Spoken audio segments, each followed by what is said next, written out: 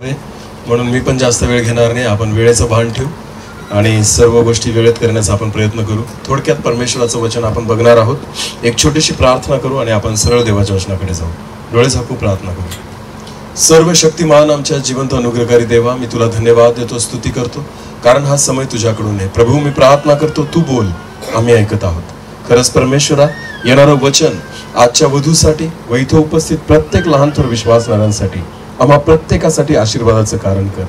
तू बोल परमेश्वरा. आज परमेश्वरा तुझी वाणी आम्ही ऐकावी. स्वर्गीय प्रकाशन तू दे आणि तुझ्या आत्म्याने भरून मला चालव. मी घटावं, तूच वाढावा आणि तुलाच महिमा मिळावी. तुझ्या गौरवाला मी उन पडू नये इतपत योग्यता माझ्या जीवनामध्ये तू दे. धन्यवाद. प्रार्थना येशूच्या नावाने मागितली, आमेन. एक लग्न प्रसंग आहे, विवाह प्रसंग आहे. आज एक देवाचं वचन आपण काढू आणि जी वधू आहे प्रतिभा ना, प्रतिभा, तिच्यासाठी आणि जेवढ्या इथं बहिणी आहेत तुमच्यासाठीच नाही पण पूर्ण परिवारांसाठी आपण विश्वास ठेवू की देव आज आपल्याशी बोलेल. आमेन. एक वचन आपण काढू. नीतिसूत्र याचा 18वा अध्याय. नीतिसूत्र याचा 18वा अध्याय आणि 22 वचन आपण वाचू. नीतिसूत्र 18 आणि वचन 22. ज्याला गृहिणी लाभते, नीट लक्ष द्या. हा देवाचं वचन काय म्हणतं? ज्याला गृहिणी लाभते त्याला उत्तम लाभ घडतो, त्याला उत्तम लाभ घडतो, त्याला परमेश्वराचा अनुग्रह प्राप्त होतो, त्याला परमेश्वराचा अनुग्रह प्राप्त होतो. आमेन. देवाचं वचन काय म्हणतं? ज्याला कोण लाभतं? गृहिणी. बोला काय? गृहिणी. पत्नी लाभते असं नाही म्हटलेलं आहे. ज्याचं लग्न होतं किंवा ज्याला पत्नी लाभते असं नाही, ज्याला गृहिणी लाभते. आता तुम्हाला माहिती का, इंग्लिश ट्रान्सलेशन मध्ये हिंदीमध्ये वाईफ म्हटलेलं आहे, पण मराठीमध्ये गृहिणी हा शब्द आलेला आहे. बायको नाही म्हटलेलं आहे, पत्नी नाही म्हटलेलं आहे, गृहिणी. परमेश्वर म्हणतो ज्याला गृहिणी लाभते त्याचा लाभ होतो. हालेलुया. गृहिणी म्हणजे काय बरं, कोण सांगेल? इंग्लिश मध्ये गृहिणी या शब्दाला हाऊस वाईफ म्हणतात. काय म्हणतात? House wife. जर आजकाल जर विचारलं ना आपण, हाऊस वाईफ म्हणजे कोण? जी नोकरी करत नाही, जी कुठे राहते? घरात. तिला काय म्हटलं जातं इंग्लिश मध्ये? House wife. आणि तिलाच मराठीमध्ये काय म्हणतात? गृहिणी. आता बायबल काय म्हणतं? परत वाचा. ज्याला गृहिणी लाभते, ज्याला गृहिणी लाभते त्याला उत्तम लाभ घडतो, त्याला उत्तम लाभ होतो. याचा अर्थ काय होतो मग? ज्यांना नोकरीवाल्या बायका मिळाला त्यांचा लाभ नाही झाला, असं आहे का? बघा, नीट लक्ष द्या. बऱ्याचदा आहे ना, एखाद्या व्यक्तीला, मित्राला आपण विचारतो त्याच्या घरी गेल्यानंतर, हा तुझी मिसेस काय करते? मग तो म्हणतो हा ती नोकरीला आहे. एखादा मित्र असेल त्याच्या घरी गेल्यावर विचारलं, ती बिचारी काहीच नाही करत. मग तो म्हणतो काय नाही, ही गृहिणी आहे. ही काय? नोकरी नाही करत. ही काय? हाऊस वाईफ आहे, गृहिणी आहे. पण बायबल काय म्हणतं? फायदा कोणाचा आहे? अरे बोला ना, फायदा कोणाचा आहे? गृहिणी. याचा अर्थ असा नाही होत की जी नोकरी नाही करत. गृहिणी हे एक काम आहे जे देवाने महिलांना दिलेलं आहे. हालेलुया. एक जबाबदारी, एक भूमिका आहे ती, जी बहिणींनी पार पाडायची. असं नाही की नोकरी करणारी गृहिणी नाही राहत. तीही गृहिणीच आहे, पण तिने तिचं काम केलं पाहिजे. आमेन.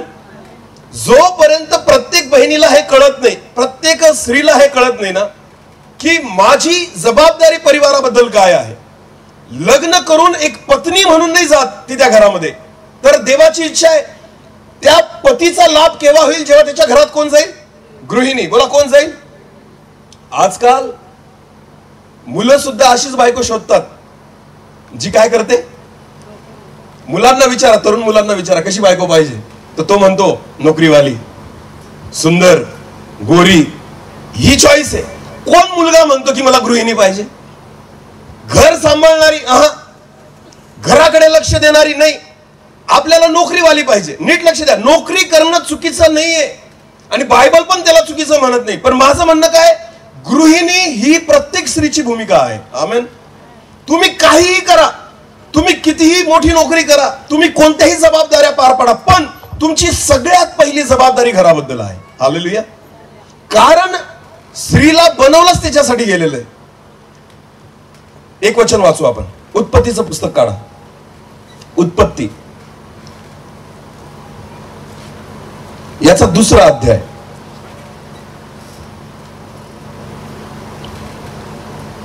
आणि वचन 15 वाचा. नीट लक्ष द्या आता. उत्पत्ती 2 आणि वचन 15.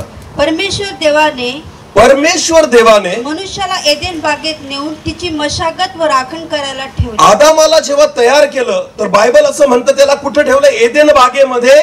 कशासाठी ठेवलं? तिची मशागत व राखण करायला ठेवले. एदेन बागेची मशागत आणि राखण करायला ठेवलं. हालेलुया.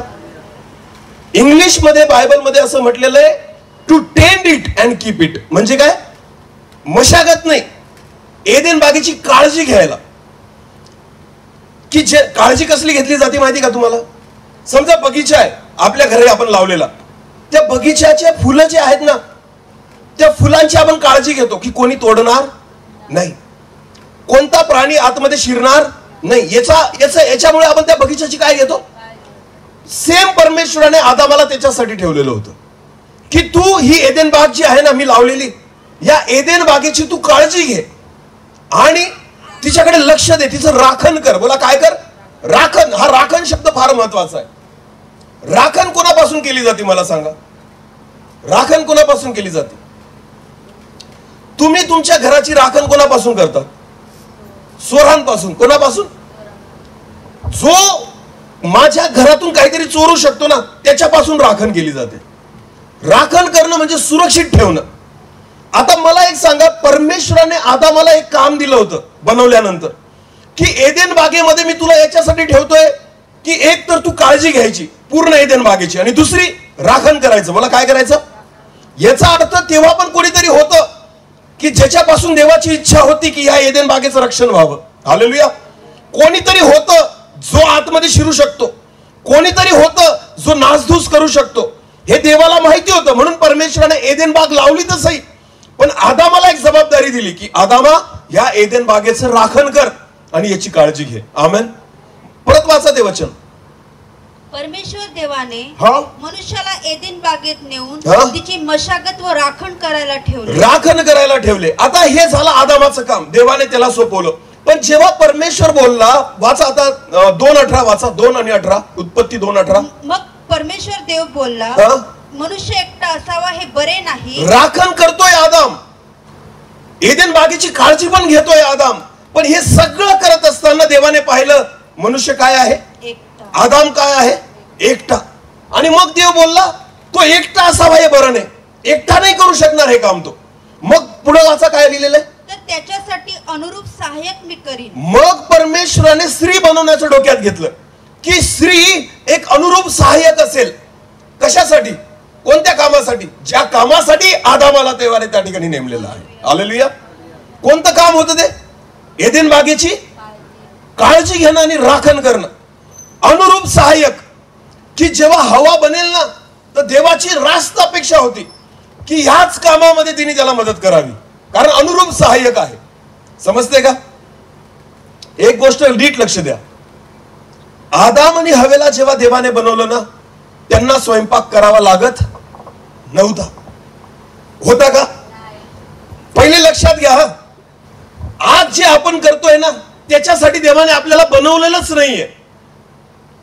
देवाने कसं बनवलं, का बनवलं आणि कोणत्या उद्देशाने बनवलं ना हे फक्त उत्पत्तीमध्ये दिसतं आपल्याला. भांडे घासावे, स्त्रियांनी ही देवाची अपेक्षा नव्हती बनवताना, कारण तेव्हा भांडेच नव्हते त्यांना दिलेले. कळतंय का? नीट लक्ष द्या. जेव्हा लग्न होतं ना एका स्त्रीचं, तर तिच्या घरचे लोक तिला आहेर मध्ये काहीतरी भांडे देतात. आता मला नाही माहिती इकडे पद्धत कशी आहे, पण आमच्याकडे ना बऱ्याचदा भांडे दिले जातात. म्हणजे तिचे आई वडील आहे ना तिच्या सोबत सगळ्या वस्तू देतात. गॅस, शेगडी, त्याच्यानंतर हंडा, कुंडा, भांडे बिंडे सगळं. नीट लक्ष द्या. ह्या सगळ्या वस्तू दिल्या जातात. का? कारण संसाराला उपयोगी आहेत. देवाने जेव्हा हवेला बनवलं ना आणि आदामाकडे दिलं, कोणते भांडे दिले मला सांगा? सोबत दिले का काही? कारण काय होतं? स्वयंपाकच नव्हता ना तिथं. स्वयंपाकच नव्हता. देवाने काय सांगितलं होतं? हे सगळे फळं कोणाचे आहेत? तुमचे. येत्याच खा. आमेन. नीट लक्ष द्या. परमेश्वराने आदाम आणि हवेला बनवलं ना तर त्यावेळेस त्यांना भांडे घासायचे नव्हते, म्हणून हवेला बनवलंच नाहीये. कपडे तर घालतच नव्हते म्हणून कपडे धुवायचा प्रश्न, घर बांधलेलंच नव्हतं म्हणून झाडू मारायचा प्रश्न. समजते का मी काय सांगतोय? बहिणींनो, तुम्हाला एकच काम होतं, काय? आदामाला मदत करणं. बोला, काय करणं? अनुरूप सहाय्यक, की तू एदेन बागेची रक्षा कर आणि त्याची काळजी घे. हे काम आदाम करतोय ना, हवेने तेवढंच काम करायचंय. हालेलुया. गृहिणी, बोला काय? गृहिणी. तेव्हा एदेन बाग त्यांचं घर होतं आणि आज तुमचं घर एदेन बाग आहे. समजतंय का? तेव्हा एदेन बाग आदाम आणि हवेचं काय होतं? घर होतं. आणि आज तुमचं घर काय आहे? एदेन बाग आहे, जी तुमच्या अखत्यारीत येते, ज्याच्यात तुम्हाला देवाने ठेवलेलं आहे. घरातला जो पुरुष असतो ना, तो त्या एदेन बागेचा आदाम आहे आणि घरातली जी स्त्री आहे ना, ती त्या एदेन बागेची हवा आहे. समजतंय मी काय सांगतोय? परमेश्वराने ह्याच पॅटर्न मध्ये त्यांना तिथं ठेवलेलं होतं. दुसरं काहीच काम करू नको हवा, तू फक्त एक काम कर की आदाम जे करेल ना त्याच्यामध्ये त्याला मदत कर. सैतानाला आतमध्ये शिरू द्यायचं नाही, राखण करायची. एदेन बागेची काय करायची आहे? राखण करायची. हेच काम आदामाला आणि मग अनुरूप सहाय्यक म्हणून स्त्रीला बनवलं की तू सुद्धा त्याला मदत करायची त्याच्या कामामध्ये. पण बायबल असं म्हणतं, जेव्हा आदाम तिथं नव्हता ना, तेव्हा कोण आला तिथं? कोण आला हवेशी बोलायला? हवेने तिचं काम विसरली. आदामाने सैतानाला आजपर्यंत शिरूच दिलेलं नव्हतं. पण प्रॉब्लेम हा आहे की हवा कोणाशी गप्पा करायला लागली? कोणाला जागा दिली? सापाला. सैतानाला तिने जागा दिली. लक्षात घ्या, ती तिचं काम विसरली की माझ्या नवऱ्याला मला सपोर्ट करायचं ह्या कामामध्ये, की सैतानाला मी आतमध्ये शिरूच देणार नाही, माझ्या घरामध्ये जागा देणारच नाही, एदेन बागेची मी रक्षा करेल. हे तिचं पण काम होतं. पण बायबल असं म्हणतं, ती कोणाशी गप्पा करायला लागली? सापाशी. याचा अर्थ सैतानाशी. तिने आतमध्ये शिरू दिलं. तुम्हाला माहितीये, ज्या वेळेस आपण आपलं काम सोडून दुसऱ्या कामाला महत्व देतो ना, तिथंच संसार डिस्टर्ब होतो. नोकरी करा, करू नका असं मी म्हणत नाहीये, पण नोकरी करण्यासाठी देवाने तुम्हाला नाही निवडलं. तुम्ही पहिले गृहिणी आहात. बोला, काय आहात? अरे बोला ना. पहिलं लक्ष तुमचं कोणाकडे असलं पाहिजे? पगाराकडे का परिवाराकडे? हा, पहिलं लक्ष कोणाकडे असलं पाहिजे? नोकरीकडे का परिवाराकडे? मोठ्याने बोला, बहिणींकडून पाहिजे मला उत्तर. परिवाराकडे. तुम्ही किती कमवल्याने तुमचा परिवार आशीर्वादित नाही होत, तुम्ही किती वेळ घराला देतात त्याच्याने तुमचा परिवार आशीर्वादित होतो. समजतंय का मी काय सांगतोय? देवाचं वचन म्हणतं, ज्याला गृहिणी लाभते त्याला काय होतं? मोठा लाभ. बोला, मोठा लाभ होतो. म्हणजे लाभ कोणाला झालाय बरं? ज्यांना काय लाभली आहे? गृहिणी, जी कोणाकडे लक्ष देते? परिवाराकडे आणि घराकडे. नुसतं नोकरी करत आहे ना, याच्याने फक्त याचा पैशाचा फायदा होतो, दुसरा कसलाच फायदा होत नाही. परिवार आशीर्वादित झाला पाहिजे. आमेन. लेकरं आशीर्वादित झाले पाहिजे. पती पत्नींच्या वैवाहिक जीवनामध्ये ते सुखी आणि आशीर्वादित असले पाहिजे. तुमचं पहिलं कर्तव्य, तुम्ही गृहिणी असावं. तुम्ही तुमच्या घराकडे लक्ष द्यावं. तुम्ही तुमच्या एदेन बागेकडे लक्ष द्यावं. त्या एदेन बागेमध्ये दुसरं कोणाला शिरू देऊ नये, ही तुमची जबाबदारी आहे. आमेन. समजतंय मी काय सांगतोय? प्रियांनो, म्हणून परमेश्वराने आदाम आणि हवेला ही जबाबदारी दिलेली होती की एदेन बागेची रक्षण कर, राखण कर. बहिणींनो, ही तुमची जबाबदारी आहे की कोणालाच चुकीच्या गोष्टीला आतमध्ये शिरू द्यायचं नाही. आता नीट लक्ष द्या. तुम्हाला माहितीये पहिलं पाप का झालं? पहिलं पाप कसं घडलं तुम्हाला माहितीये का? ज्या वेळेस दोघांमध्ये तिसरा आला ना, तिथं काय घडलं? पाप घडलं.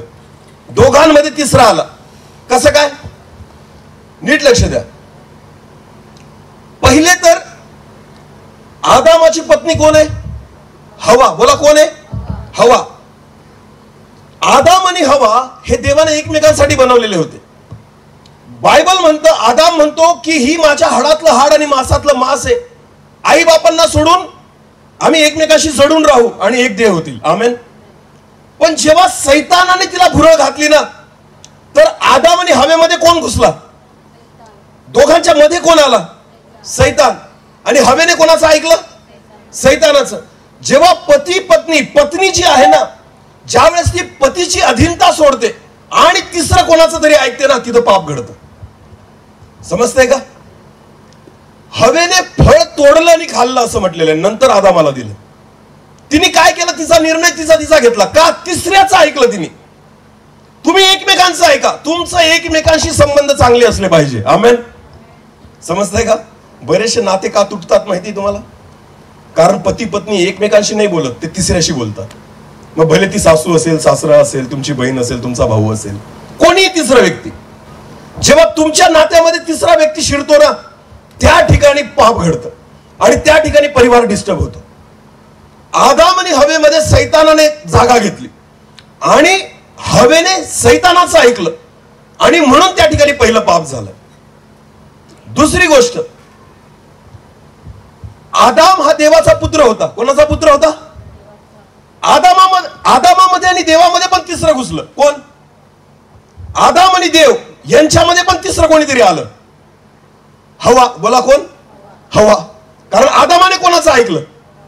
हवेच. म्हणून त्यांनी पण पाप केलं. जेव्हा दोन व्यक्ती ना त्यांच्यामध्ये तिसरं कोणीतरी येतं ना, त्या ठिकाणी पाप घडतं. देवाची इच्छा आहे एकमेकांशी तुम्ही एकनिष्ठ व्हा, देवाशी एकनिष्ठ व्हा, की जेणेकरून तुमचा परिवार आशीर्वादित होईल. आमेन. हालेलुया. ही परमेश्वराची रास्त अपेक्षा आहे तुमच्या आणि माझ्याकडून. बायबल देवाचं वचन म्हणतं, परत वाचा आता, नीतिसूत्र 18 आणि 22. ज्याला गृहिणी लाभते, ज्याला गृहिणी लाभते त्याला उत्तम लाभ घडतो, त्याला उत्तम लाभ घडतो, त्याला परमेश्वराचा अनुग्रह प्राप्त होतो आणि त्याला परमेश्वराचा अनुग्रह प्राप्त होतो. हालेलुया. गृहिणी लाभणं गरजेचं आहे. बोला, काय लाभणं गरजेचं आहे?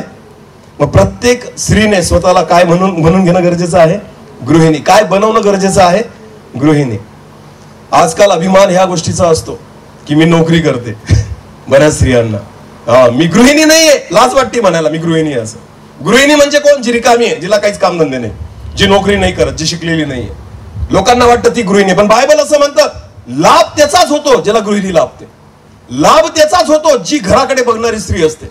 लाभ त्याच परिवाराचा होतो जी पत्नी आपल्या परिवाराकडे लक्ष देते. म्हणून बहिणींनो, जरी तुम्ही नोकरी करत असाल, जरी तुमच्याकडे पैसा असेल, जरी तुम्हाला नोकरी तुमच्या जीवनामध्ये भेटलेली असेल ना, तरी देवाची अपेक्षा आहे तुमच्या पतीचा लाभ व्हावा आणि तुमच्या परिवाराचा लाभ व्हावा. याच्यासाठी तुम्ही स्वतःला काय बनवा? पहिले गृहिणी, एक घर चालवणारी स्त्री. हालेलुया. घराची काळजी करणारी स्त्री, घराची राखण करणारी स्त्री. तुम्हाला माहितीये, जोपर्यंत तुम्ही या भूमिकेमध्ये स्वतःला आणत नाही ना, तोपर्यंत ना तुमच्या पतीचा ना तुमच्या परिवाराचा लाभ होईल. देवाची अपेक्षा आहे स्वतःला गृहिणी करा. हालेलुया. म्हणून बायबल मध्ये उदाहरण कोणाचं दिलेलं आहे? वाचू आपण, पहिले पेत्र 3 आणि 6. पहिले पेत्र 3 आणि 6.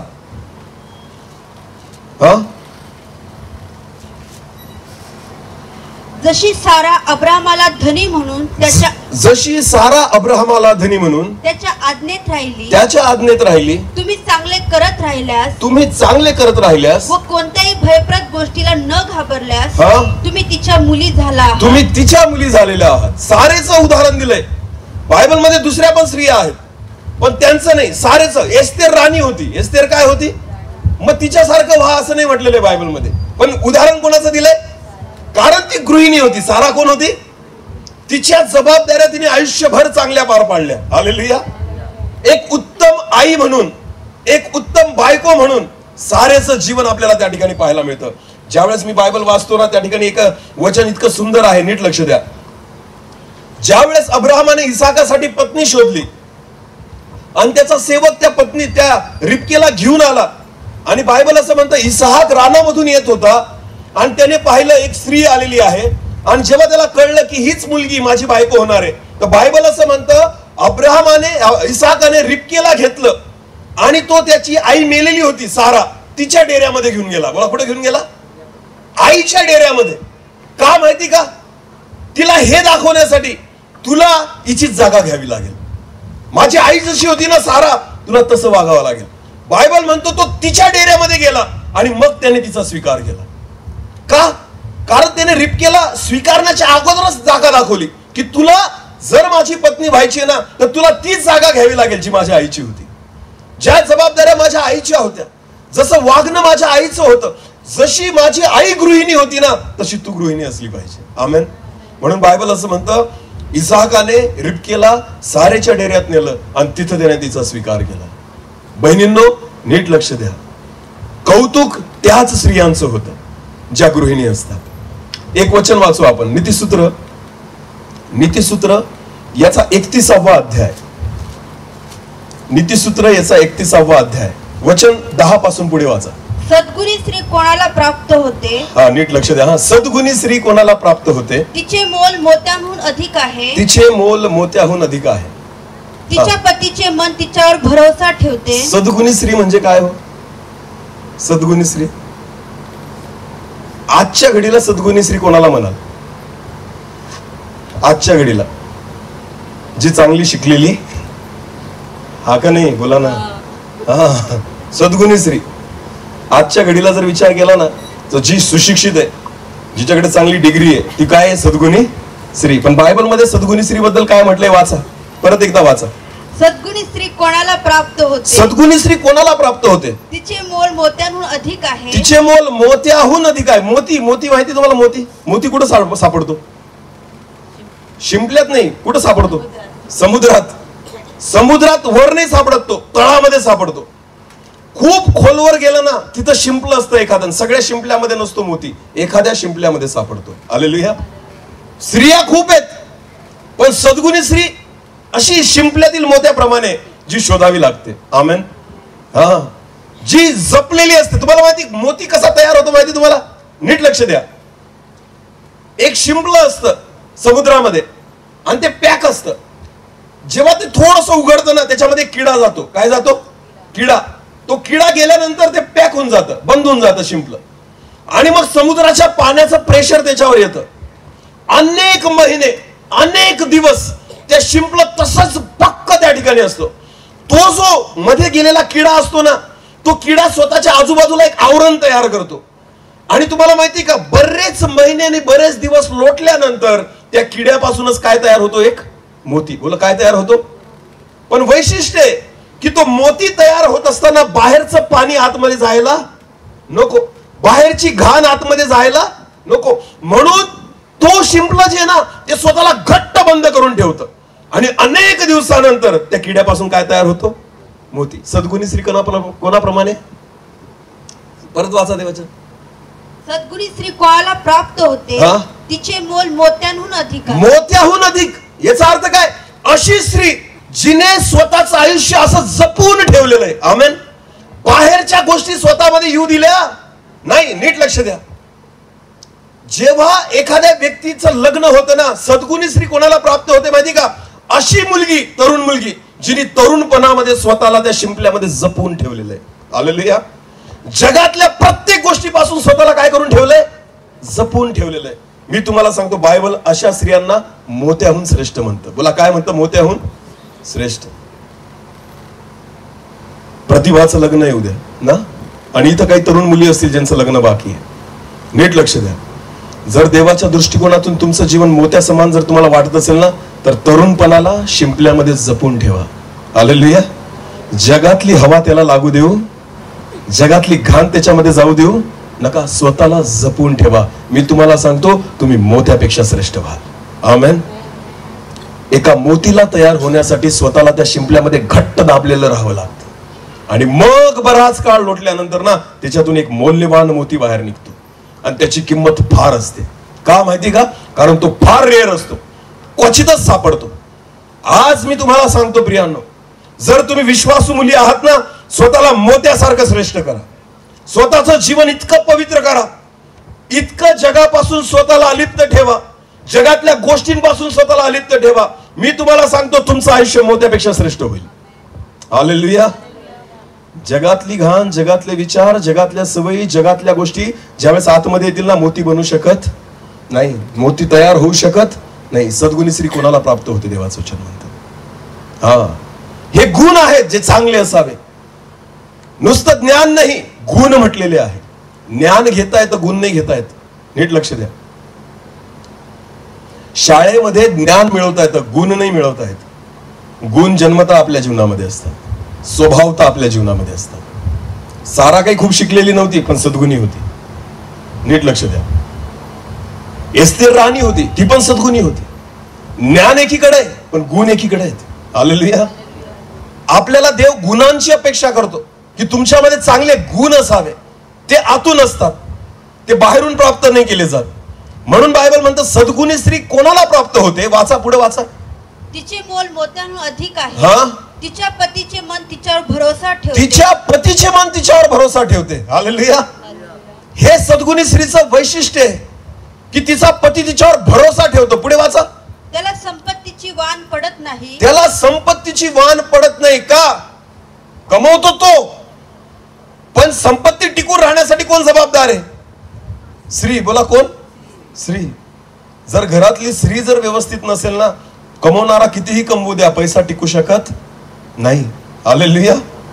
कारण बायबल स्पष्ट म्हणतं ना, त्याच्या पतीला, तिच्या पतीला भरोसा नाही. पुढचं काय?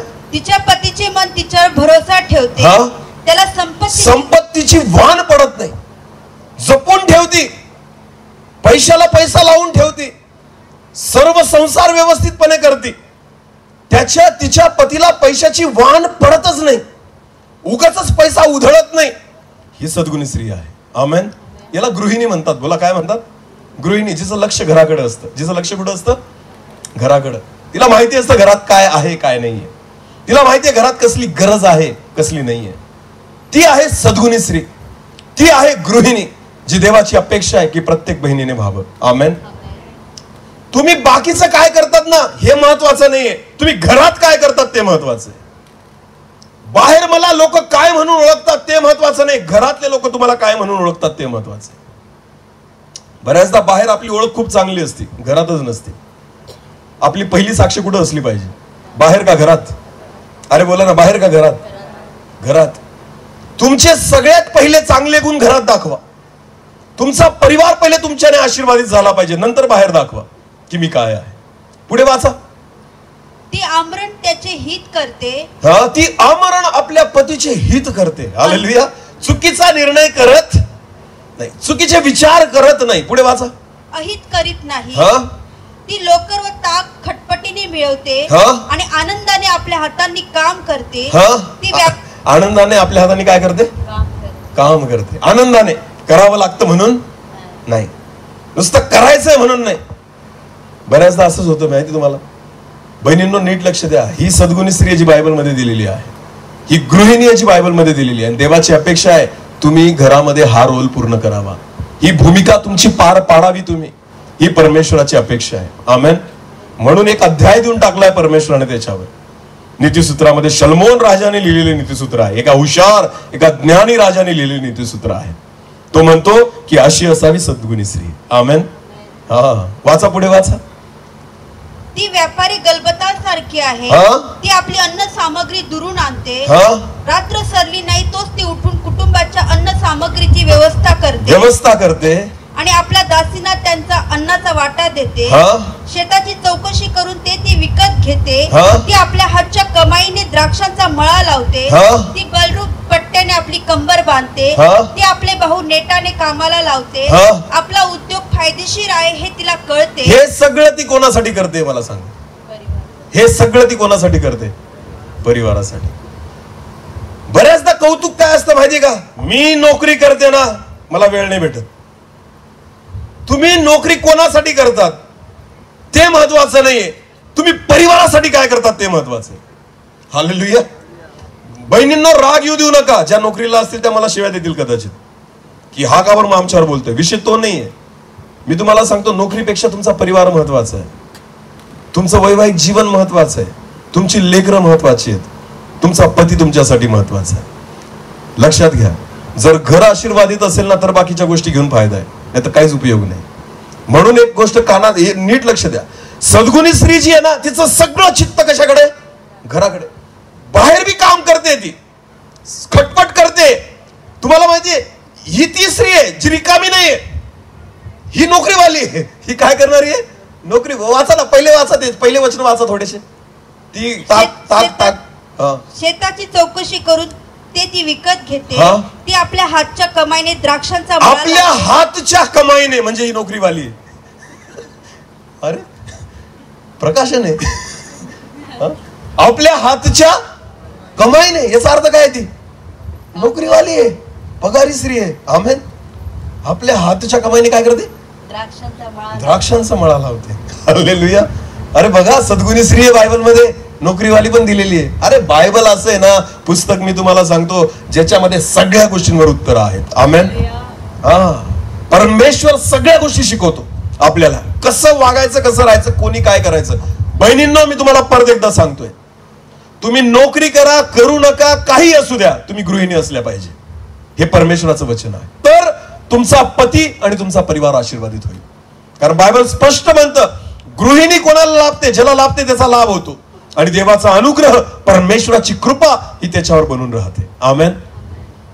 ही ती स्त्री आहे जी हाताने कटपट करते, श्रम करते, पैसे मिळवते. पुढे, आपला उद्योग फायदेशीर आहे तिला कळते, तिचा दिवा रात्रीस मालवत नाही, ती चाती आपल्या हाती घेते, ती हाताने चरकी धरते, ती गरिबांसाठी मूठ उघडते, गरजवंतांना हात देते. आपल्या कुटुंबासाठी तिला बर्फाचे भय वाटत नाही. आपल्या कुटुंबासाठी, बोला कोणासाठी? आपल्या कुटुंबासाठी तिला बर्फाचे सुद्धा भय वाटत नाही. कशालाच घाबरत नाही ती. कोणासाठी? परिवारासाठी. म्हणजे प्रायोरिटी, प्राथमिकता कोणासाठी आहे? परिवार. काय माहिती मला देवाचा आत्मा काय ह्या विषयावर बोलायला लावतो. माझी बायको पण नोकरी करते बरं का, असं नका विचार करू. नाही तर तुम्ही म्हणाल हा का बरं नोकरीवाल्यांच्या माग. बिलकुल नाही, माझी बायको पण नोकरी करते.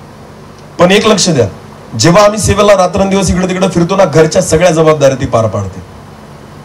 माझी आई वयस्कर आहे. माझी आई फक्त लेकरांकडे लक्ष देते.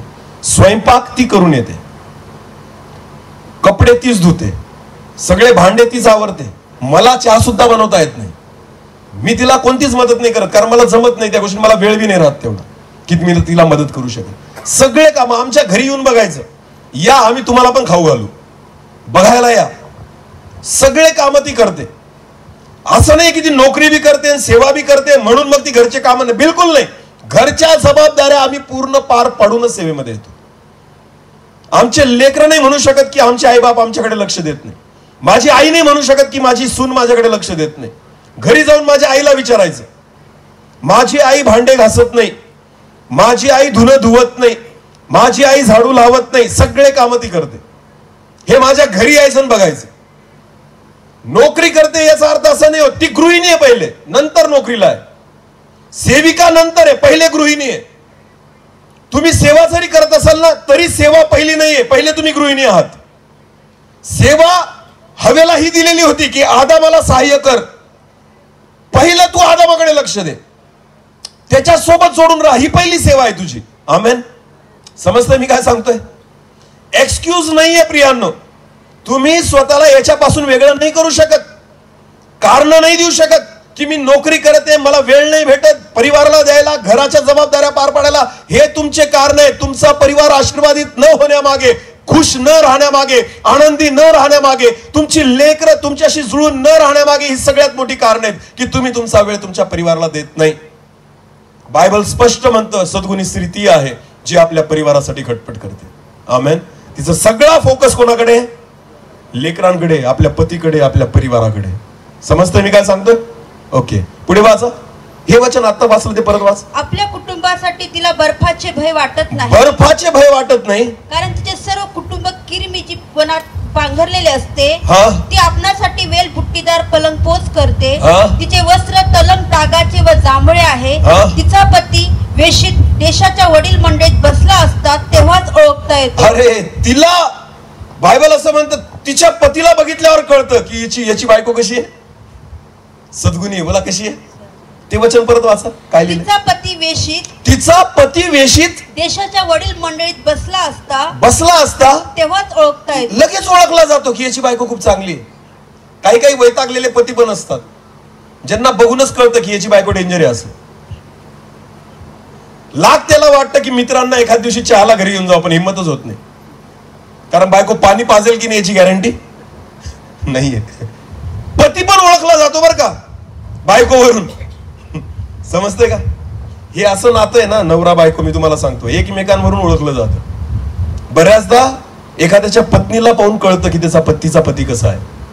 बऱ्याचदा पतीला पाहून कळतं की पत्नी कशी आहे. आणि बऱ्याचदा लेकरांना पाहून कळतं की पती पत्नी कशी आहेत. समजते का? परिवार हा आरसा आहे. बोला काय? आरसा. तो सगळं दाखवतो. एखादी स्त्री खुश असेल ना, समजून घ्यायचं पती चांगला आहे. नेहमी चेहरा हसरा असेल ना, समजून घ्यायचा पती चांगला आहे. ती नेहमी निश्चिंत असेल ना, समजून घ्यायचा पती चांगला आहे. पण जर तिच्या चेहऱ्यावरती निराशा असेल, नेहमी सदा चिंता असेल ना, समजून घ्या दाल में कुछ काला, घरात काहीतरी अडचण आहे. तुम्हाला माहितीये जगातल्या सगळ्या विरोधाला आपण पचवू शकतो, घरातल्या विरोधाला पचवू शकत नाही. तुम्ही सगळ्या जगाशी लढू शकतात पण एकमेकांशी लढू शकत नाही. का? सगळ्यात कमजोर नातं हेच आहे, सगळ्यात कमजोर. मी नेहमी म्हणतो पती पत्नी हे सगळ्यात कमजोर नातं आहे आणि पती पत्नी हे सगळ्यात मजबूत पण नातं आहे. इतकं मजबूत आहे की जगात कोणी तोडू शकत नाही आणि इतकं कमजोर आहे ना, छोट्याशा गोष्टीने पण तुटून जात. दोन्ही गोष्टी ह्या नात्याच्या, कमजोरी पण आहे आणि जर करायला गेला ना तर भक्कम पण तेवढंच आहे. मग जगात तुम्हाला कोणीच वेगळं करू शकत नाही. पण कमजोर जर विश्वासघात झाला, मनामध्ये शंकेची पाल आली तर तुम्हाला माहिती आहे तुटायला वेळ लागत नाही. कमजोर पण तेवढंच आहे, जपावं लागतं. काय करावं लागतं? जपावं लागतं. नीट लक्ष द्या, लक्ष द्या या नात्याकडे. मी तुम्हाला सांगतोय पैसा तुम्हाला आशीर्वादित नाही करणार, हे नातं तुम्हाला आशीर्वादित करेल. पैसा बळ नाही देत, नातं बळ देतं जगण्यासाठी. परिवार आशीर्वादित असेल ना तर तुम्ही आशीर्वादित व्हाल, तर तुम्ही खुश राहाल. आज सगळे व्यक्ती माणसं जे आहेत ना ते लागलेत पैशाच्या मागे की आम्हाला कमवायचे, घर बांधायचे, गाडी. अरे बाबांनो, घर बांधून काय कराल? घरात राहणारे पहिले व्यवस्थित करा. तो बंगला बांधून सुद्धा एकमेकांची तोंड पाहणार नाहीत तुम्ही. फायदा काय त्या बंगल्याचा मला सांगा ना. नातं पाहिजे ना, पहिले परिवार पाहिजे व्यवस्थित, एकमेकांचे नाते व्यवस्थित करा प्रियांनो. अनेक पती पत्नी असे आहेत ना की जे बोलतच नाही एकमेकांशी, गप्पाच नाही करत. जगाशी गप्पा मारतील पण त्यांना एकमेकांना वेळ द्यायला, एकमेकांशी बोलायला वेळ नाहीये. याचं कारणच ते. नीट लक्ष द्या, कारण आपण या नात्याला समजूनच घेत नाही. बहिणींनो वेळ द्या, घरासाठी वेळ द्या. प्रतिभा, जेव्हा तुझं लग्न होईल ना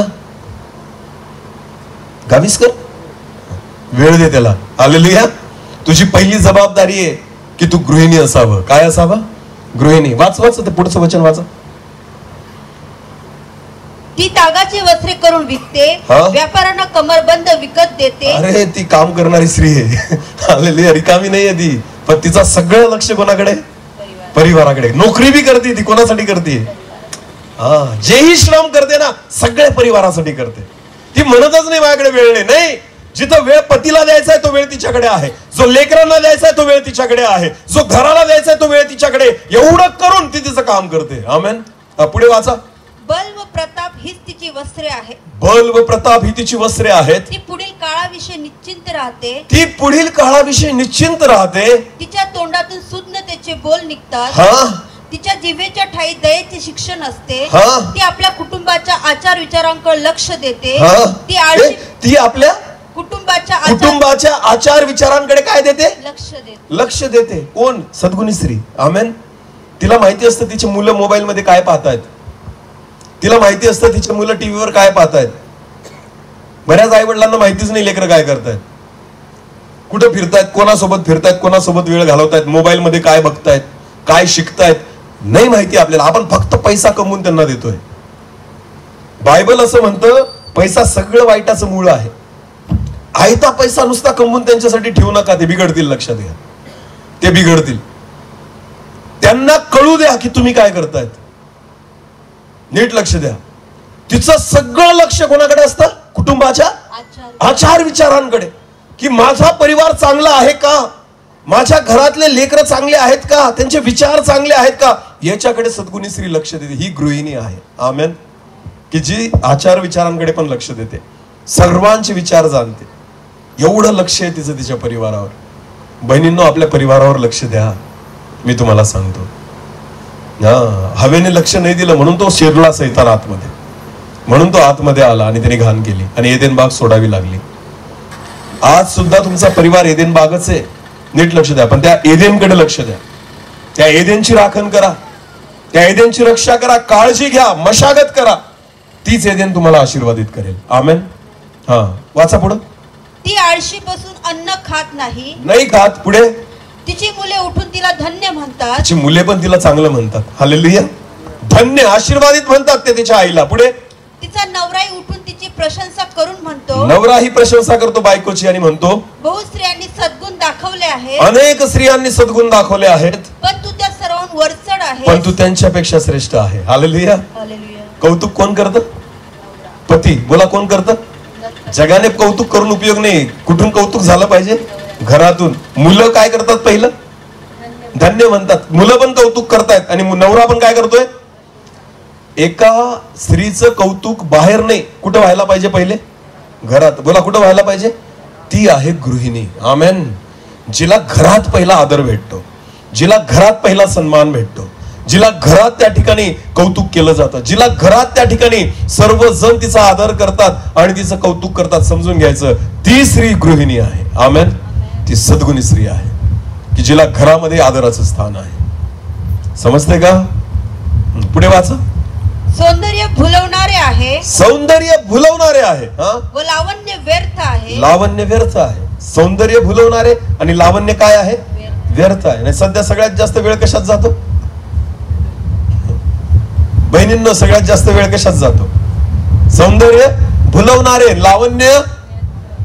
लग्नाला सगळ्यात जास्त उशीर का होत असेल बरं? सांगा मला. लग्न लावायला टाइम कितीचा असतो? लग्नाचा पत्रिका आहे का इथं? कितीचा आहे बरं उद्याचा? बघा बरं आता. 11 वाजता मागणी विधी करण्यात येईल व सकाळी 12 वाजता लग्न विधीचा कार्यक्रम. 11 वाजता काय आहे आणि 12 वाजता काय? स्टॅम्प पेपरवर लिहून देतो, होणार नाही. पेन्स लावती का तू? नाहीच होणार. 11 वाजता मागणी करून 1 तासात तयारी करेल ती लग्नासाठी? अरे बोला, हे फक्त लिहाय पुरतं आहे, होत काहीच नाही. समजतंय का? बिनकामाचं लिहून ठेवतोय. मी म्हणतोय कशाला टाइम लिहितात? तिथं एकच वाक्य लिहित जा, आम्हाला पटेल तेव्हा लावू, तुम्हाला यायचं तर या. काय लिहित जा? लग्न विधी आम्हाला पटेल तेव्हा लावू, तुम्हाला यायचं तर या, असं लिहित जा तिथं. उगाच 12चा टाइम टाकायचा आणि 4 वाजता लग्न लावायचं, याला काही अर्थ नाही. आणि खरं सांगा, वेळ कशामुळे होतो? खरं सांगा, प्रामाणिक सांगा. समजा 11 वाजता हिचा साखरपुडा झाला, हे जातात निघून, मग आपण बसतो इथं गरम होत. त्याच्यानंतर वेळ कशासाठी लागतो मला सांगा? 11चे 2 का वाजतात? तयारीसाठी ना. 4 मुली तिच्या आजूबाजूला जमतात आणि मग सुरू होतो मेकअप. पण बायबल काय म्हणतं? वाचा. सौंदर्य भुलवणारे, सौंदर्य भुलवणारे आहे व लावण्य व्यर्थ आहे. लावण्य व्यर्थ आहे. आणि त्यालाच आपण सगळ्यात जास्त काय देतो? वेळ देतो. ज्या गोष्टीला अतिशय महत्व नाहीये ना, आपण त्याला खूप महत्व दिलेलं आहे. पण खरी सुंदरता आहे ना, ती तुमच्या चारित्र्यावर असते. आमेन. तुमच्या वागण्यावर असते. तुम्ही ज्या पद्धतीने जगतात ना, ते खरं सौंदर्य आहे. बायबल म्हणतं सौंदर्य भुलवणारा आहे आणि लावण्य व्यर्थ आहे. भुलवणारा म्हणजे काय माहिती का? सौंदर्य भुलवणारा म्हणजे काय? फसवतं. ते काय करतं? हवेने फळ पाहिलं, कसं आहे? चांगलं आहे. बोला, कसं आहे? चांगलं आहे. फसली ना ती. सौंदर्य ना, ते म्हणतात ना, जो दिखता है वही बिकता है. तुम्ही कधी मिठाईच्या दुकानावर गेलेत का? मिठाईच्या दुकानावर जातो आपण ना, मिठाई सजून ठेवलेली असते, त्याला सिल्वर पेपर लावलेला असतो, रंगीबेरंगी केलेली असते. का माहिती का? ग्राहकांचं लक्ष काय करण्यासाठी? आकर्षित करण्यासाठी. ती चांगली राहते अशातला भाग नाहीये, पण ते पाहिल्यानंतर खाऊ खाऊ वाटतं आपल्याला आणि ते बघून आपण खातो. ते चांगलं लागतं म्हणून नाही खात. समजतंय का? अरे हा का नाही बोलत जा. बऱ्याचदा तसंच असतं. प्रत्येक चांगली दिसणारी गोष्ट चांगली असेलच असं नाहीये. मी मागं पण उदाहरण दिलं असेल, मला नाही माहिती, की माझ्या मित्राने मला सांगितलं होतं, भेंडी कधी पण कीड लागलेलीच घ्यायची. कशी घ्यायची? आणि आपण कशी घेतो? हिरवीगार. म्हटलं असं का बर? तर तो म्हटला, सर जर किडे जिवंत आहेत समजून घ्यायचं, फवारणी केलेली नाही. किडे जिवंत राहतील तर तुम्ही पण जिवंत राहाल, म्हणून किडे काढून फेकायचे आणि मग खायची म्हणे. ही आजची परिस्थिती आहे. आपण हिरवीगार घेऊन येतो. कशी घेऊन येतो? हिरवीगार, कारण डोळ्यांना कशी दिसते चांगली, पण ऍक्च्युअली चांगली राहत नाही. सौंदर्य काय आहे? भुलवणार आहे, फसवतं ते सौंदर्य, फसवतं. आदाम झोपलेला होता जेव्हा कोणाला बनवलं? हवेला. विचारच नाही केला की मला जी पत्नी देव बनवत आहे ना ती कशी असणार आहे. सौंदर्याचा विचार नव्हता तिथं. इसाहकासाठी पत्नी शोधून आणली ना, फोटो दाखवला होता का पहिले? फोटो, ही मुलगी आहे तुझी, काहीच नाही, डायरेक्ट घेऊन आला सेवक, डायरेक्ट घेऊन आला. कारण कोणी पाहून दिली होती? देवाने. हालेलुया. आणि इसाहकाने स्वीकारलं तिला, कारण ही देवाकडून आलेली आहे. आमेन. आजकाल तर बापरे, व्हिडिओ कॉल, फोटो, सगळ्या गोष्टी. एवढं केल्यानंतर मग आपण ठरवतो हा या ना. नीट लक्ष द्या. आदाम झोपलेला होता, त्याला माहिती पण नव्हतं कोण हवा कशी तयार होते. इसाकाला पण माहिती नव्हतं की बापाने मुलगी शोधायला पाठवलेले, पण विश्वास कोणावर होता? आदामाचा भरोसा कोणावर होता? आणि इसाकाचा भरोसा कोणावर होता? आजकालच्या लेकरांचा भरोसाच नाही देवावर की आम्हाला भेटेल असं. स्वतः शोधत फिरतात. तरुण मुलं आणि मुली स्वतः शोधतायत, आई बापांपर्यंत पण जात नाही. त्यांना वाटतं मला कळतं. तुम्हाला नाही कळत रे मुलांनो. फाटक्या चड्ड्या घालतात तुम्ही, तुम्हाला काय कळल बायको चांगली कशी निवडायची? नाही कळत तुम्हाला. देवावर सोपवा, परमेश्वर पाहून देईल. आमेन. मी खरंच सांगतो, मी नेहमी सांगतो ही गोष्ट. ज्यांना कसं राहावं याची अक्कल नाही ते बायको काय शोधतील? आपण कसं राहावं हे ज्यांना कळत नाही ते स्वतःसाठी मुली कशा शोधतील? अरे आयुष्याचा प्रश्न आहे. सद्गुणी स्त्री. आमेन. सद्गुणी स्त्री कोणाला प्राप्त होते? देवाचं वचन म्हणतं गृहिणी ज्याला लाभते त्याचा लाभ होतो. हालेलुया. हे वचन आता जे वाचलं ते वाचा परत. सौंदर्य भुलवणारे आहे, सौंदर्य भुलवणारे आहे, व लावण्य व्यर्थ आहे, लावण्य व्यर्थ आहे. परमेश्वराचे भय बाळगणाऱ्या स्त्रीची प्रशंसा होते. प्रशंसा कोणाची होते? परमेश्वराच्या भय बाळगणाऱ्या स्त्रीची. सारा देवाचं काय बाळगणारी होती? एस्तेर देवाचं काय बाळगणारी होती? रूथ देवाचं काय बाळगणारी होती? लोटाच्या बायकोचं नाव सांगा. लोटाच्या बायकोचं नाव सांगा. नाही माहिती? का बरं नाही माहिती? भय नाही ना देवाचं. तिचं नावच मेन्शन नाही केलं तिथं. नीट लक्ष द्या. जे देवाचं भय बाळगणारे असतात ना त्यांची प्रशंसा होती. सारा होती, हन्ना होती, रूथ होती, एस्तेर होती, रिबका होती. या सगळ्या ज्या स्त्रिया बायबलमध्ये मेन्शन केलेल्या आहेत ना, लक्षात घ्या या देवाचं भय बाळगणाऱ्या स्त्रिया आहेत. मरियम होती. हालेलुया. मरियम होती. अनेक स्त्रिया आहेत बायबलमध्ये दिलेल्या आहेत ज्या देवाचं भय बाळगून त्यांची प्रशंसा केली जाते. तेव्हा पण व्हायची आणि आज पण होते. हालेलुया. विचार करायसारखी गोष्ट आहे प्रियांनो. नीट लक्ष द्या. माझ्याकडे बघा. त्या काळामध्ये फेसबुक नव्हतं, इंस्टाग्राम नव्हतं, ट्विटर नव्हतं, काहीच नव्हतं. फेमस व्हायसाठी म्हणतो मी, फेमस व्हायसाठी. आजकाल फेमस व्हायचं असेल ना तर युट्यूब आहे, इंस्टाग्राम आहे, फेसबुक आहे. मला एक सांगा ना, सारा फेसबुकवर होती का? तरी फेमस आहे. तरी काय फेमस आहे. रूथ होती का इंस्टाग्रामवर? तरी काय? कशामुळे फेमस आहे? दिसण्यामुळे का वागण्यामुळे? बोला बोला. कशामुळे? तिच्या गुणांमुळे, सद्गुणांमुळे. हालेलुया. सद्गुण तुम्हाला फेमस करतात. मग गरज नाही पडत सोशल मीडियाची. आजकाल तर सेल्फी काढून टाकतात फेमस व्हायला. अनेक मुली अशा सेल्फी काढून टाकतात. फेमस व्हायचंय आम्हाला, बस. रील बनवतात फेमस होण्यासाठी. कोणते रील बनवले स्वारेने? कोणते रील बनवले रूथने? पण तरी सुद्धा हजारो वर्षांपासून आजपर्यंत ओळखतायत त्यांना की त्या सद्गुणी स्त्रिया होत्या. कारण त्यांचे गुण जे होते ना, त्यांचा स्वभाव जो होता ना, त्यांचं वागणं जे होतं ना, ते वागणं आजपर्यंत जिवंत आहे. आमेन. हालेलुया. बायबलमध्ये सारेच्या सौंदर्याविषयी किंवा रूथच्या सौंदर्याविषयी नाही, तुम्हाला माहिती त्यांच्या स्वभावाविषयी आणि त्यांच्या चारित्र्याविषयी लिहिलं गेलेलं आहे की त्यांचं चारित्र्य तसं होतं. नीट लक्ष द्या. शेवटचं उदाहरण देतो आणि बंद करतो. नीट लक्ष द्या. अब्राहम एकदा मिस्रात गेला सारेला घेऊन. कुठे गेला? नीट लक्ष द्या. मिसर देशात गेला. अब्राहम काय सांगतो माहिती का सारेला? सारा तू खूप सुंदर आहे. बोला काय? तू खूप सुंदर आहे. लोकांना सांगू नको तू माझी बायको आहे, बहिणी असं सांग. कोणाला सांगतोय तो? सारेला नाही माहिती का ती सुंदर आहे? सारेला जाणीवच नव्हती स्वतःच्या सुंदरतेची. कळतंय का मी काय सांगतोय? हे तिला कळायला पाहिजे होतं सारेला. की मी सुंदर आहे असं. याची जाणीव तिला अब्राहम, एक नवरा तिला सांगते तू खूप सुंदर आहे सारा, स्वतःला जपून ठेव, आपण मिस्रात चाललोय. म्हणून तिला सद्गुणी म्हटलं गेलेलं आहे. का? सौंदर्य खूप होतं तिच्या ठाई, पण त्याचा गर्वच नव्हता. त्या सौंदर्याकडे तिचं लक्षच नव्हतं. तिला स्वतःला जाणीव नव्हती स्वतःच्या सौंदर्याची.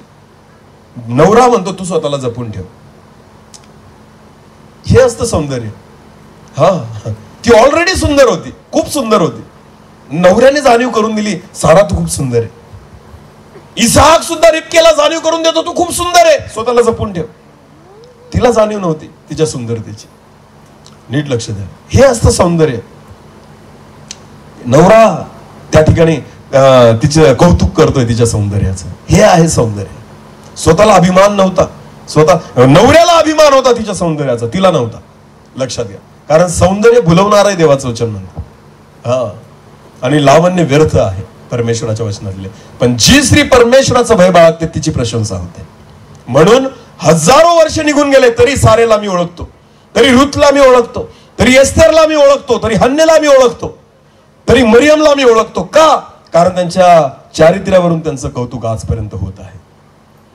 हा, नवीन करारामध्ये सुद्धा प्रेषितांच्या कृत्यामध्ये अक्विला आणि प्रिस्किल्ला एक परिवार आहे. प्रिस्किल्ला जी त्याची बायको आहे ना, अजून सुद्धा तिचं कौतुक होतं, कारण तसा परिवार होता. नीट लक्ष द्या, आज देवाची अपेक्षा हीच आहे. संपलं का? अध्याय संपला. हा, तिच्या हातांचे श्रमफळ तिला लाभू द्या, तिच्या हाताचे श्रमफळ तिला लाभू द्या. तिच्या कृत्यांनी भरवेशीत तिची प्रशंसा हो. हा, तिच्या कृत्यांनी भरवेशीत तिची काय हो? प्रशंसा हो. आमेन. तिच्या दिसण्याने प्रशंसा नाही झाली पाहिजे. कशाने प्रशंसा झाली पाहिजे? कृत्यांनी, तिच्या कामांनी तिची प्रशंसा हो. ही आहे गृहिणी आणि ही आहे सद्गुणी स्त्री, जिचे काम दिसले पाहिजे चांगले. आमेन. समजते का? ओके.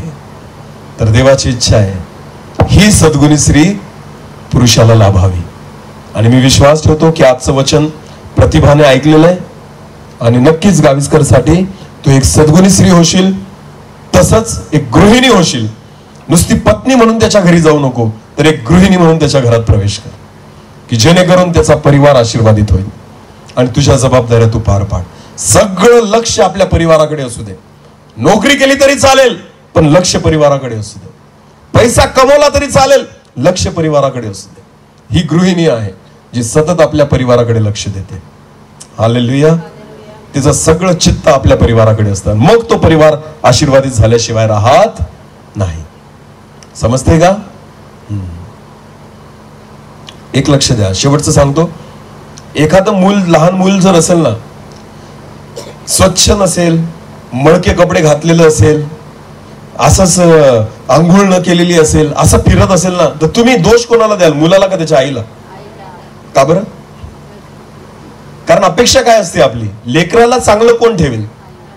मग विचार करा, जेव्हा तुमच्या परिवाराला कोणी असं बघतं ना, तर अपेक्षा कोणाकडून असते? त्या गृहिणीकडून, की ते घर चांगलं दिसावं, तो परिवार चांगला दिसावा, ती लेकरं चांगली दिसावी. म्हणून सगळ्यात मोठी जबाबदारी तुमची आहे. कळलं का? म्हणून बायबल म्हणतं गृहिणी ज्याला लाभते ना त्याचा लाभ होतो. हा, सद्गुणी स्त्री कोणाला लाभते? परमेश्वराचं वचन म्हणतं. आणि मी विश्वास ठेवतो की प्रतिभा ज्या घरामध्ये जाईल, नक्कीच त्या परिवाराला ती गृहिणी म्हणून लाभेल आणि तिचं जाणं त्या परिवारासाठी आशीर्वादाचं कारण होईल. आणि जेवढ्या बहिणी माझ्या इथं बसलेल्या आहेत, राग येऊ देऊ नका. जरी नोकरीला असाल ना, नोकरी तुमची प्राथमिकता नाहीये, तुमचा परिवार तुमची प्राथमिकता आहे. तुमचं काम तुमची प्राथमिकता नाहीये, तुमचा परिवार तुमची प्राथमिकता आहे. तुमची सेवा तुमची प्राथमिकता नाहीये, तुमचा परिवार तुमची प्राथमिकता आहे. तुमचं शिक्षण तुमची प्राथमिकता नाहीये, तुमचा परिवार तुमची प्राथमिकता आहे. म्हणून प्रथम स्थान परिवाराला द्या आणि परिवाराकडे लक्ष द्या. तुमचा परिवार आशीर्वादितच होईल. बोला आमेन. यावेळेस आपले डोळे झाकू आणि आपण प्रार्थनेमध्ये जाऊ. सर्वशक्तिमान आमच्या जिवंत अनुग्रहकारी थोर दयाळू देवा, मी तुला धन्यवाद देतो, स्तुती करतो परमेश्वर, कारण तुझ्या वचनात लिहिलेलं आहे, जसं परमेश्वरा नीतिसूत्रामध्ये शलोमोन म्हणतो की गृहिणी ज्याला लाभते त्याचा लाभ होतो. ज्या मनुष्याला, ज्या पुरुषाला ती लाभते त्याचा लाभ होतो आणि देवाचा अनुग्रह त्याच्यावर बनून राहतो. हो परमेश्वरा, मी प्रार्थना करतो विशेष प्रतिभासाठी आणि जेवढ्याही माझ्या बहिणी या ठिकाणी बसलेल्या त्या प्रत्येकासाठी. त्यांनी त्यांची भूमिका समजून घ्यावी परमेश्वरा, की तू का निर्माण केलं हवेला आदमासाठी. ती त्यांची भूमिका त्यांनी पार पाडावी. आपल्या परिवाराकडे त्यांनी लक्ष द्यावं, आपल्या परिवाराच्या गरजांकडे लक्ष द्यावं, परिवाराच्या परिस्थितीकडे लक्ष द्यावं, परिवाराच्या आचार विचारांकडे लक्ष द्यावं. सर्व उद्योग करूनही, सर्व कमाई करूनही आपल्या परिवाराला वेळ द्यावा. अशा रीतीने तू गृहिणी तयार कर दे बाबा. प्रत्येक परिवारामध्ये गृहिणी असावी आणि तिने त्या घराला सांभाळावं. त्या घराला तिच्याद्वारे तू आशीर्वादित करू इच्छितो दे बापा. कारण तुझं वचन सांगतं अशाच वर देवाचा अनुग्रह टिकून राहतो. हो परमेश्वरा, तुझा अनुग्रह ओढून आणण्याची ताकद त्या गृहिणीमध्ये आहे. तुझी कृपा ओढून आणण्याची ताकद त्या गृहिणीमध्ये आहे. घराला बदलण्याची ताकद त्या गृहिणीमध्ये आहे. घराला आशीर्वादित करण्याची ताकद त्या गृहिणीमध्ये आहे. म्हणून बायबल म्हणतात त्या अशा पुरुषाचा लाभ होतो ज्याला गृहिणी लाभते. पिता, प्रत्येक बहिणीला ते मन दे प्रभू, आणि तुझ्या वचनावर विश्वास ठेवून चालण्यासाठी तू सहायता कर. सहायता कर देवा. प्रत्येकाने त्या जबाबदाऱ्या ओळखाव्या, तुझ्या इच्छेप्रमाणे चालावं आणि तुझी इच्छा पूर्ण करावी यासाठी कृपा दे. एक छोटस कोरस घेऊ आणि प्रार्थना करू. धन्यवाद.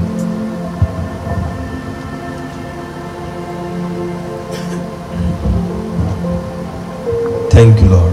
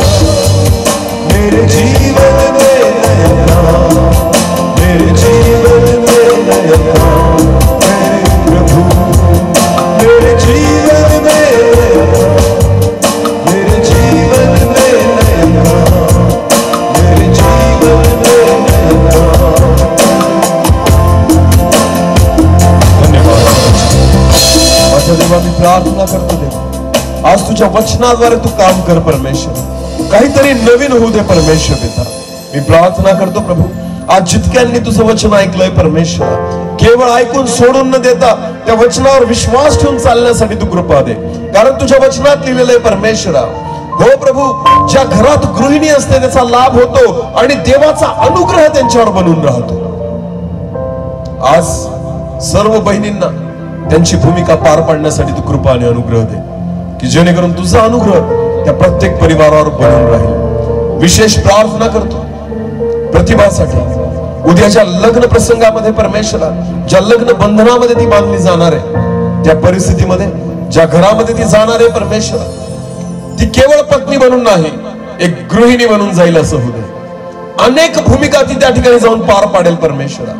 यासाठी कृपा आणि अनुग्रह दे परमेश्वरा. तिच्यासोबत तू राहा, दोघं उभयतांसोबत तू राहा आणि त्या परिवारांना तू आशीर्वादित कर. तिचं वैवाहिक जीवन देवा तू आशीर्वादित कर आणि तुला महिमा मिळू दे. धन्यवाद, प्रार्थना ऐकलीस त्याबद्दल. जे वचन पेरलं गेलंय 30 पट 60 पट 100 पट फळ देणारं कर. सर्व आदर मान महिमा करू सन्मान तुझा आहे, तुलाच देतो. प्रार्थना प्रभू तुझ्या पवित्र आणि गोड नावाने मागितली म्हणून तू ऐक. आमेन.